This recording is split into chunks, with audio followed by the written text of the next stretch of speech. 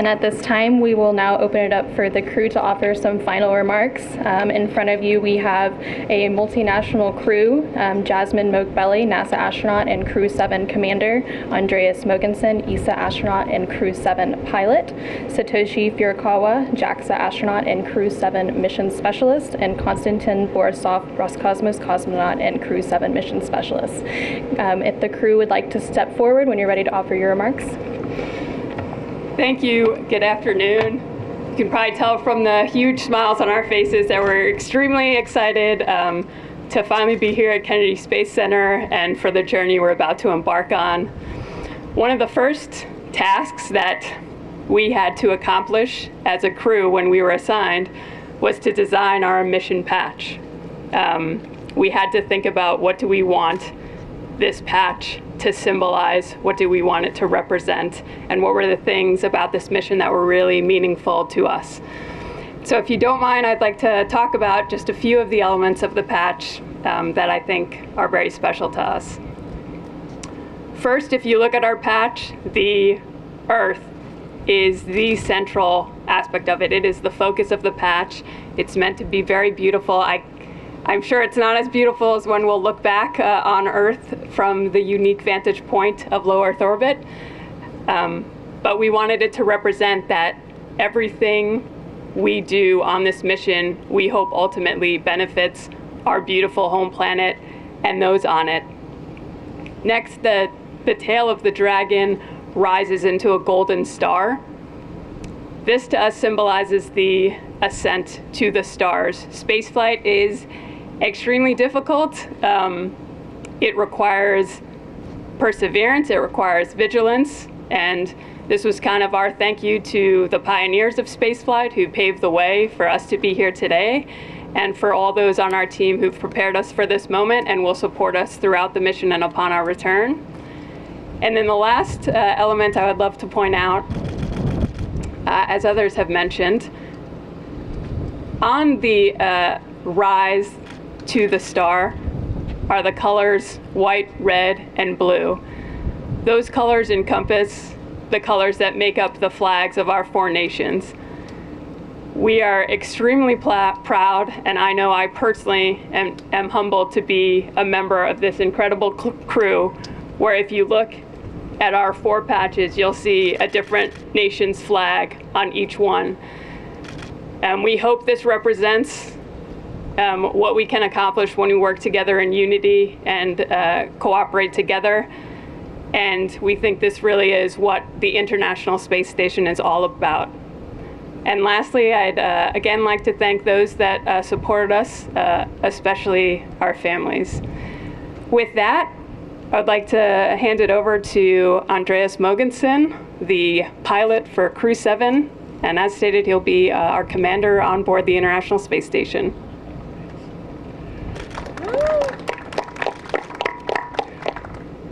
Good afternoon, everyone. It's an honor to represent the European Space Agency as pilot of Crew-7, and it's an honor to be part of this very international crew. Not only are we an international crew, but our training and preparation have taken us around the world. And I'd like to thank all of our partner agencies, NASA, ESA, JAXA, and Roscosmos for preparing us so well and getting us to this point where we are today, ready to embark on a long-duration mission to the International Space Station. As soon as I landed in Soyuz in Kazakhstan after my first mission in 2015, I knew that I wanted to go back to space. I wanted to go back to the International Space Station, and I'm so happy that the day is almost here. It's hard to describe what an incredible place the International Space Station is. I didn't realize it until shortly before docking on my first mission, when I looked out the windows of the Soyuz spacecraft and I could see the gigantic solar arrays stretching out in space next to me. And then opening the hatch and flying on board the space station, I realized just what a unique and incredible laboratory that we, humanity, has built in low Earth orbit over the past 20-25 years. And I'm so excited to get back up there and to participate in the groundbreaking research and technology development that we do on board the space station. As Jasmin noted, what we do up there is for all of us here on Earth, and hopefully will benefit our society for many, many years in the future. And I can't wait to get up there, back up there, and to continue the incredible work that we do. Thank you.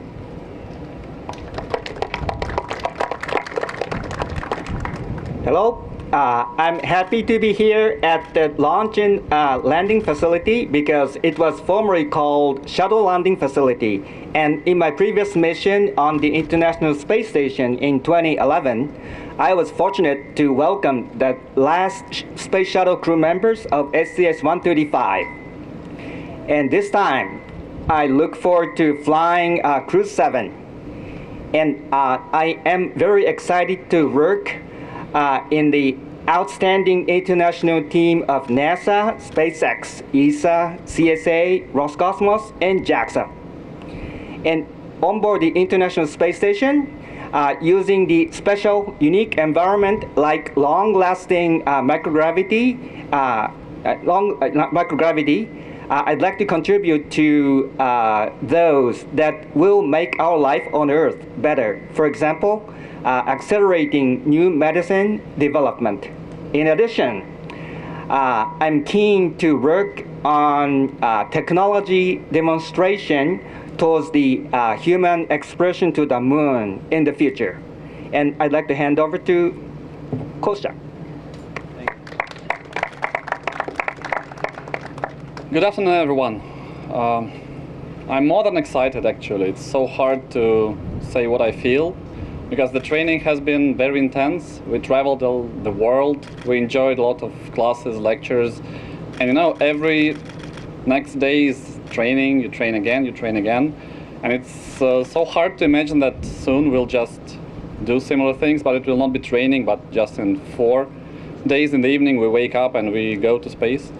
I'm very excited, really. I'm excited. I'm honored to be part of the international crew so much, because it's the most international crew ever, because you cannot make it more, because 4 people, four nationalities. And you know, like experienced astronauts and cosmonauts, they say that when you go to the ISS and you look at the planet, you see that there are no borders. And really, I want to continue and to convey that feeling and that emotion, and also to support the cooperation which we have been having so far, and we continue like that. So I'm very thankful to all the agencies, to all the people on the ground making this happen, and also to our families and to the crew which I have been happily training so far. Thanks a lot. Thank you. And now we'll open it up to the media that are here with us for a brief Q&A. If you could come up to the mic and state your name and affiliation and to whom your question is directed. Thank you.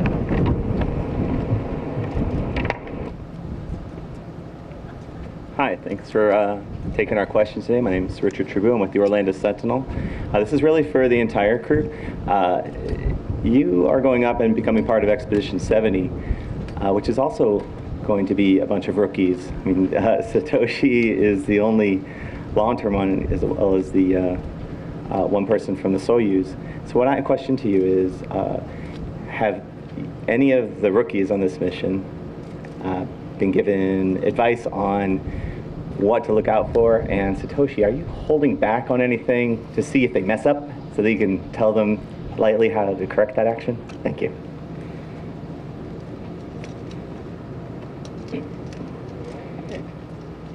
So what a lot of the veterans have told me, including some of my own crewmates, is it's been interesting going through training. You know, we do simple things like we have to fold a piece of cloth, and I think, okay, I'm going to fold this cloth. It's going to take me 2 minutes. But it turns out when you don't have gravity helping you, even simple things like that, or just how you position yourself, simple things like that will take experience to learn how to do them in space and take a lot of time.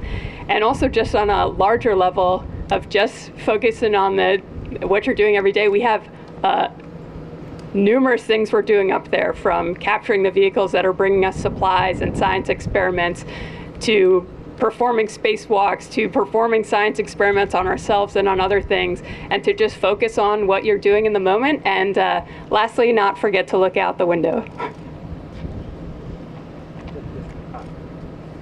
Well, from operations point of view, the whole crew members are well trained and professional. And microgravity is special and unique, but it's a kind of minor thing. You can catch it up with a good learning curve, so no problem at all. But my small advice was especially right after insertion, just move slowly. Don't move your head abruptly. That would make you in a bad situation.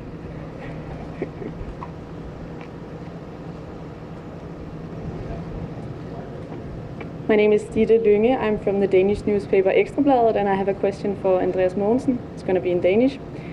Du er den første ikke-amerikaner, der skal være ikke bare pilot, men også kommandør på en ISS-mission, en SpaceX-mission. Kan du ikke prøve at sætte på ord på, hvad det betyder, ikke bare for dig, men også for et land som Danmark at være repræsenteret? Ja, altså først og fremmest så er det jo en kæmpe ære at blive udnævnt som pilot på SpaceX Dragon-rumskibet. Og det er takket være de sidste 7 år, jeg har arbejdet på Johnson Space Center i Houston, Texas. Men det er også takket være det samarbejde, som ESA har etableret sammen med NASA gennem de sidste 20 år ombord på den internationale rumstation. Og det viser, hvordan vi i Europa er vokset med opgaven, er blevet dygtigere og dygtigere og har fået mere og mere ansvar. Og det ser vi især på de kommende månemissioner, Artemis-missionerne, hvor ESA udvikler og bygger det vi kalder The European Service Module, som er en del af Orion-rumskibet, der skal tage de næste mennesker til månen, og også nogle af de allervigtigste elementer eller moduler af Gateway-rumstationen, som vi skal bygge i kredsløb om månen. Så det betyder utrolig meget for mig personligt, men også for hele Europa og selvfølgelig også Danmark, at blive inkluderet på NASA's månemissioner på den måde, vi er.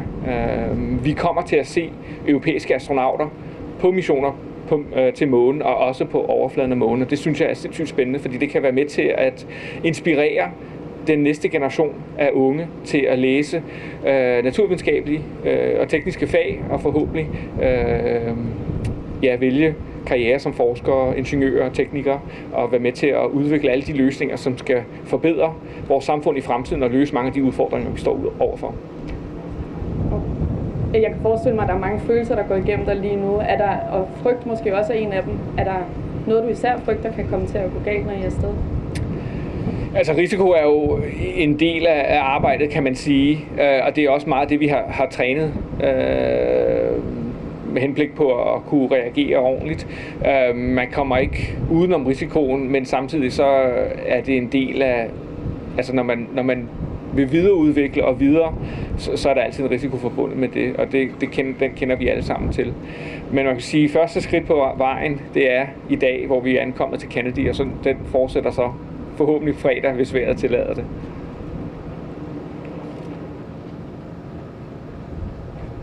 Hi, Ken Kramer, Space Up Close. Congratulations on being the most international crew, and good luck with your flight. So, I'm a scientist. I'd like to ask all of you, tell me about the most interesting 1 or 2 science experiments that you're going to be doing when you're up there, and if any of you will be doing spacewalks. Thank you.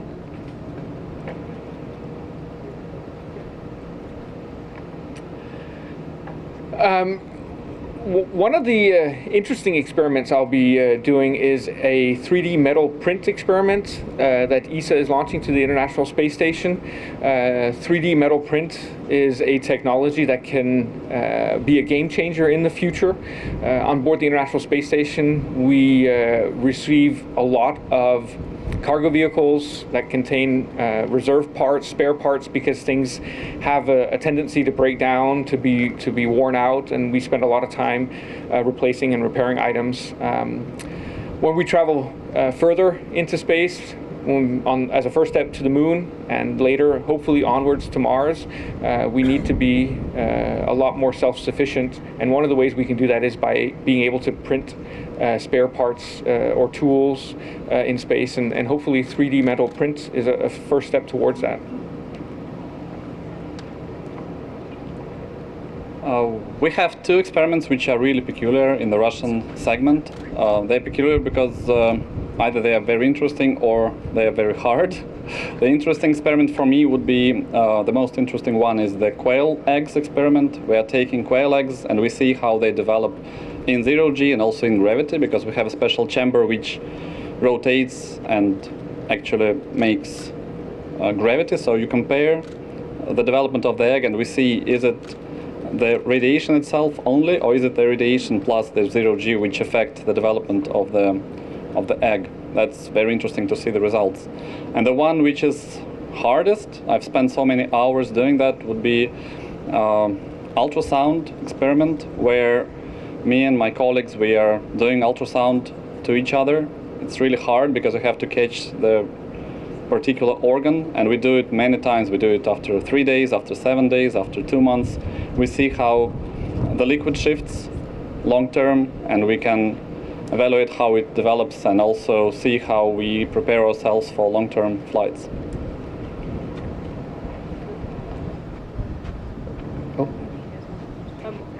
One of the things we can do up there that I think is really interesting and exciting as someone who doesn't have a background as a scientist is when you look at cell cultures here on Earth, because we do have the effects of gravity. When you develop a cell culture, it's two-dimensional. But when you do that in the weightless environment of space, you can grow those cell cultures in a three-dimensional way, which is, of course, how our tissues are. So that's something I think is really interesting and has a lot of applications for medicine and science as well, and just incredible to think about who came up with that. Well, I look forward to a protein crystallization experiment. Under zero gravity in space, we can obtain better quality protein crystallization. After bringing it back to Earth and analyzing it, we can know the detailed 3D structure of the protein crystals. And a reaction site of a protein is like a keyhole. Imagine a keyhole. By knowing the detailed structure of the keyhole and using a computer system, you can efficiently and effectively find a key that best fits to the keyhole, which is a candidate for new medicine. So this is an example of accelerating new medicine development and will make our life on Earth better. Hello, my name is John McGill from Wyandotte Connects, and this question is for Commander Moghbeli. Last time we talked was in Houston last year, and you were trying to decide whether it was going to be a yo-yo or a glider. Have you made a decision? You know, I ended up bringing a different toy that is actually neither of those, but I don't want to reveal it because I've actually brought it as a gift for my crewmates, so I guess I'll have to reveal it in space. Hi, I'm Melanie for ESA. This is a question for Andreas. If you could tell us a little bit about some of the special items that you might be bringing on board. Well, I see you brought one of the items with you. Rasmus Klump, a Danish cartoon figure, is one of the items that I'm bringing. Rasmus Klump is characterized by being incredibly inquisitive and spends a lot of his time in the cartoons exploring the world on his ship with his friends. I have a lot of other cultural items with me as well on this mission, from Denmark, and the Faroe Islands and Greenland, sorry. And I will be revealing them step by step throughout the mission. Thank you. Hello there, I'm Greg Diesel-Walk with Earth Sky, and my question is for Satoshi. What's the biggest difference in your training with the Dragon versus your previous mission in the Soyuz? Okay. To me, essentially the same, but the emphasis is more on the theory or how things work, the systems work when it comes to Soyuz. And regarding the Crew Dragon system, the emphasis is more on the operation side, and either works. Both are good. Hi, I'm Mikio from NHK. My question is for Furukawa-san. So can you please answer in Japanese, please? And my question is in Japanese. 古川さん、今回ようやくケネディスペースセンターに到着されましたけども、まず今どういう気持ちでいらっしゃるか、それから打ち上げまであと5日ほどありますが、その5日間どのようにして過ごされるか、それから先ほどもありましたように、今回4年連続で日本人宇宙飛行士がここから打ち上げられるということになりますけども、古川さんご自身が日本人宇宙飛行士として自分をどのように位置づけられていて、どのような役割を果たそうとされているか、お答えいただけますでしょうか。Okay. Let me talk in Japanese because he asked in Japanese. まずこちらシャトルランディングファシリティに来られてとても光栄に思っています。先ほど冒頭の英語でもお話しさせていただきましたけども、最後のスペースシャトルクルーをお迎えしておりましたので、とても光栄に思います。で、打ち上げまでの5日間についてはさまざまな最後の詰めの準備をしていきます。その中には打ち上げに向けた実際通りのリハーサルとかもあります。仲間と一緒にそういうのを進めていきます。で、私日本人飛行士としてしっかり若田飛行士からバトンをもらったと思ってますので、しっかりそれをしっかり走って仕事をしてつないでいきたいと思います。ありがとうございます。Thank you so much.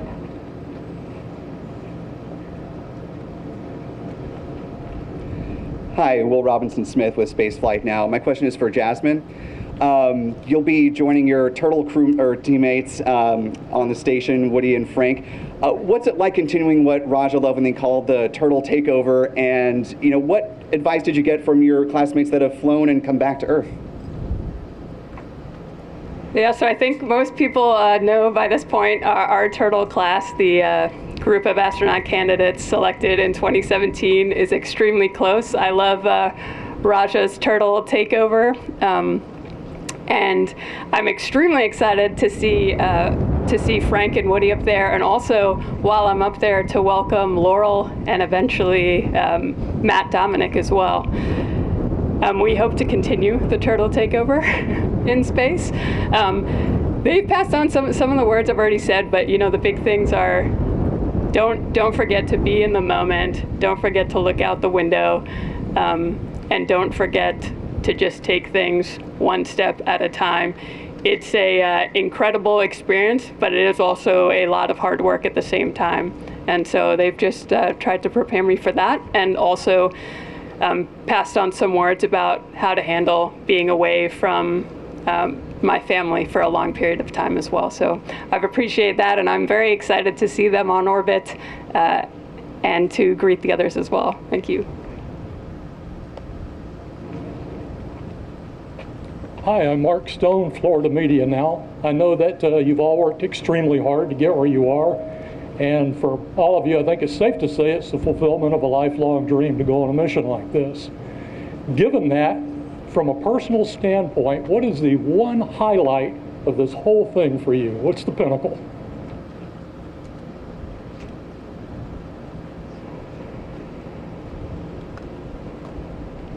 It is indeed a very big thing. It's hard to grasp with your mind. But for me, it's not one, it's two. It's flying in weightlessness for so long. Not for 20 seconds, not for a minute, but like for days and hours. Like go to bed in 0G, wake up and suddenly know that you're still in 0G and you float out. For me, that's the emotion. And also looking out and see our planet, the dark, like the night, the day, the sunsets. That's for me, it's not one thing, it's two things. That's how at least I imagine it right now.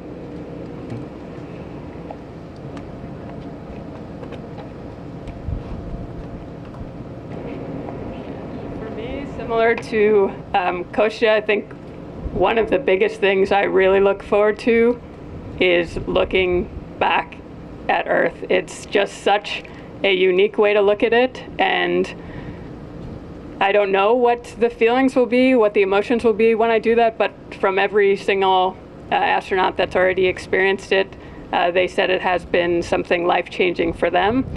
And so I look forward to seeing it from that new perspective.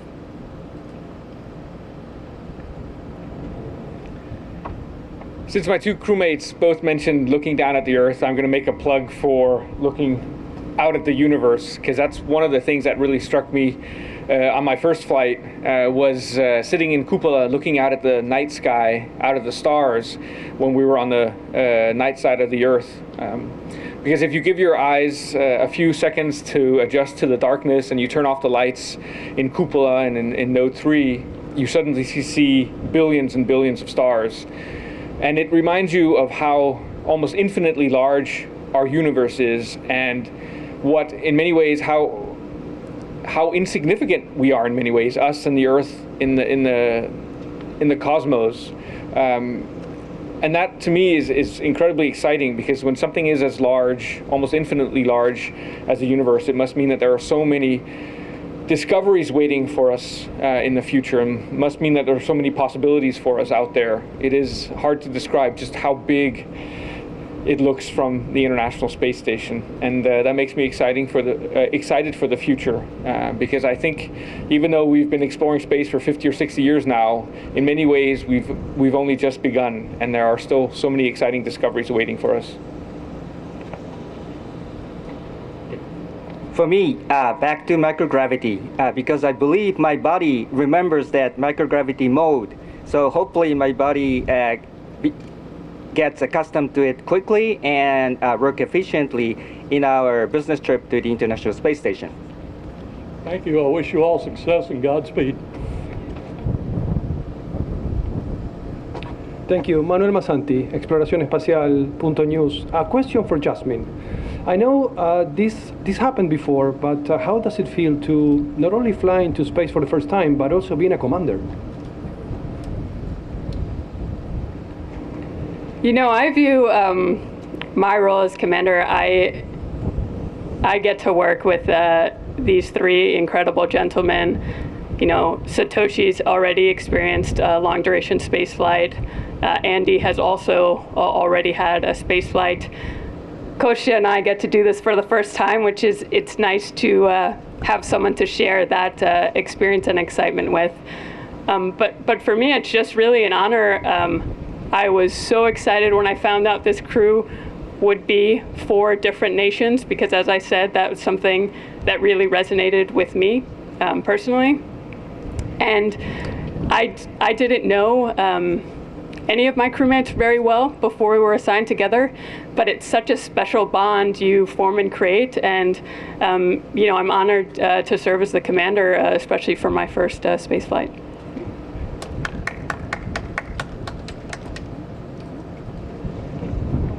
Hi crew, my name is Astrid from Space Scout, and my question is, what portions of this expedition are you most excited for, and what is the most challenging?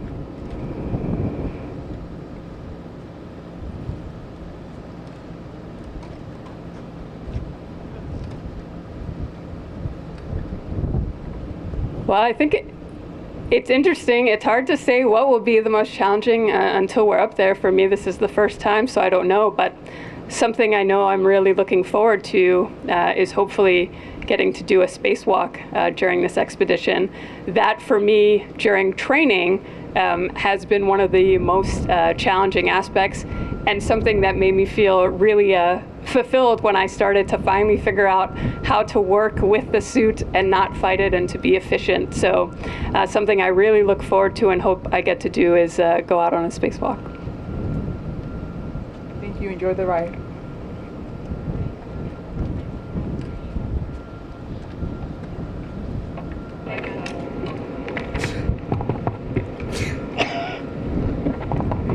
Test 1, 2, 3. There we go. And that's all the time we have for questions today from the media. As a reminder, launch for Crew-7 is currently targeted for 3:49 a.m. Eastern Time on Friday, August 25th from Launch Complex 39A here at the Kennedy Space Center in Florida. Live NASA TV coverage will begin at 11:45 p.m. Eastern Time on Thursday, August 24th. Thank you, and go Crew-7.